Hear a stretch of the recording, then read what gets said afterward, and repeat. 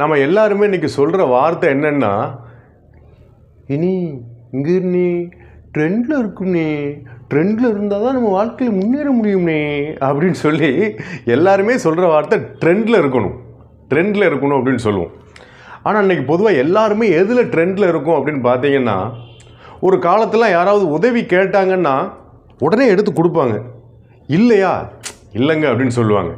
இன்றைக்கி ட்ரெண்டு என்ன அப்படின்னா, ஒரு ஹெல்ப் கேட்டால் உதவியா சொல்லட்டா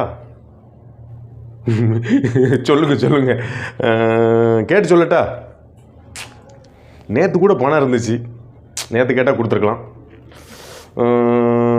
ஐயோ இருக்குது, கொஞ்சம் இருக்குது, ஒரு 50,000 இருக்குது, ஆனால் ஒருத்தர் கொடுக்கணும், 10,000 தேவைப்படுது. அதாவது இல்லை அப்படிங்கிற வார்த்தை பயன்படுத்தக்கூடாதான், இல்லைங்கிற வார்த்தை வாயிலிருந்து வந்துடக்கூடாதான். உண்மையிலே இல்லாமங்கிற வார்த்தை தான் நல்லது, இல்லைங்கிற வார்த்தையே இருக்கக்கூடாது, எல்லாத்துட்டையுமே இருக்கணும். இருக்குங்கிற வார்த்தை தான் வரணும், அதான் நல்ல வார்த்தை. ஆனால் ஒரு மனுஷன் உதவி கேட்டு வரும்பொழுது அவன் 1000 சூழ்நிலை வருவான்.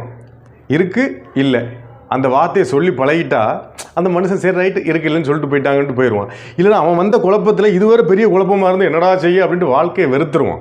அதாவது எல்லா மனிதனுக்கும் ஒரு கடமை இருக்குது. என்ன அப்படின்னா, இன்னொரு மனிதன் பிரச்சனையில் இருக்கும்போது சக மனுஷன் நான் இருக்கேன் அப்படிங்கிற நம்பிக்கையை ஒவ்வொரு மனிதனும் இன்னொரு மனிதனுக்கு கொடுத்தே ஆக வேண்டும்.